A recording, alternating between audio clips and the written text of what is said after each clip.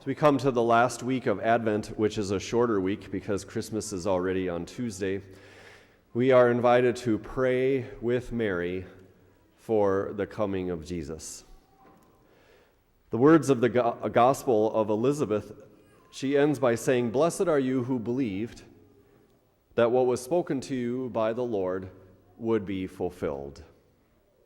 And so there is two steps in here. First of all, Mary heard the words that were spoken to her by the Lord, that is, the angel Gabriel at the Annunciation. And secondly, she believed them. And that's the invitation for us then this week, to hear the words of the Lord by taking time in prayer, and secondly, believing them. And that's what brings blessings to Mary and blessings to us. We have a powerful prayer in the Rosary in which we meditate on the life of Jesus and Mary, or even just the Hail Mary by itself. There's great graces that can come through that prayer. Many times people have asked me to pray for them for something, and oftentimes I may not have a lot of time to spend in prayer, but to say at least a Hail Mary for them, and then later on they'll say, "Oh, thank you very much, the prayers were answered," whatever it was that they were asking for. And they don't really know. All I did was just say a Hail Mary. But it shows you the power of the Hail Mary as a prayer. Mary is given to us as our spiritual mother when Jesus is hanging on the cross. He says to the beloved disciple, which is all of us, "Behold your mother." And then he says to Mary, "Woman, behold your son." It's also true in the book of Revelation, chapter 12, the dragon went off to wage war against the rest of her offspring, those who keep God's commandments and bear witness to Jesus. That tells us also that we are children of Mary. She is our spiritual mother. Mary is a real person who loves us and is with us, and loves us as a mother loves her children and shows the love that God has for us. On the 30-day retreat that I had a few years back, it was an overwhelming experience of God's mercy and love, that to even question it or call it into doubt would be seriously wrong. That's how great God's love and favor is for us. And it was emphasized at the end when they gave us a little picture of Our Lady of Guadalupe and her words to Juan Diego. "Am I not your mother who am here? Are you not in the crossing of my arms? There's nothing that you need to fear."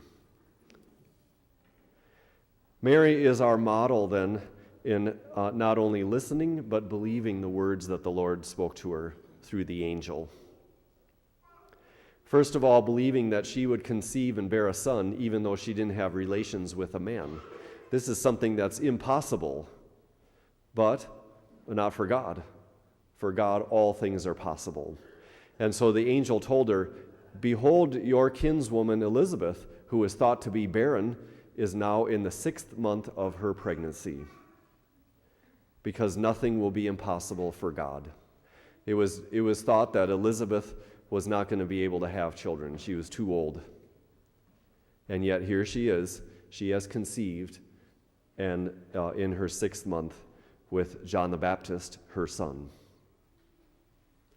In our world of cause and effect, the temptation is to only think of what is humanly possible and to resign ourselves to that, what only human beings are able to do.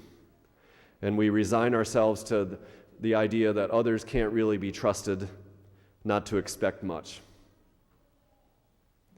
But Jesus is inviting us to greater faith, that with God, all things are possible. Mary believed the words of the angel. And what was it specifically that she believed? Well, when Jesus was born, the words of the angel is, "Here is a great king," and yet he's wrapped in swaddling clothes and laying in a poor manger. She says, "Yes, I believe." "Here is the Son of God, yet he's sleeping quietly in my arms." "Yes, I believe." "Here's a king whose reign will last forever, and yet the rulers of this world are trying to put him to death." "Yes, I believe." And in here, especially as he is condemned to death and hanging on the cross, it seems to negate the words of the angel.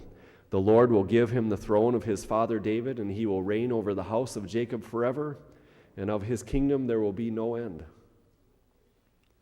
God's ways are inscrutable and his judgments unsearchable. She believes even in that moment when Jesus dies, when it appears like none of this is going to happen. He's not going to be a king. He got killed on the cross. But she believed that this was all part of God's plan, and it was. It led to the resurrection. He conquered death and poured out mercy for sinners and salvation. So Mary can be with us and help us in those dark times of our life where our faith is severely tested, where we wonder, where is God? Where we don't understand his ways and we're tempted to give in to doubt. Or it seems like he's abandoned us. We'll remember the words of Mary and her example. Blessed are you who believed. She was blessed greatly by God because of her belief. How about you?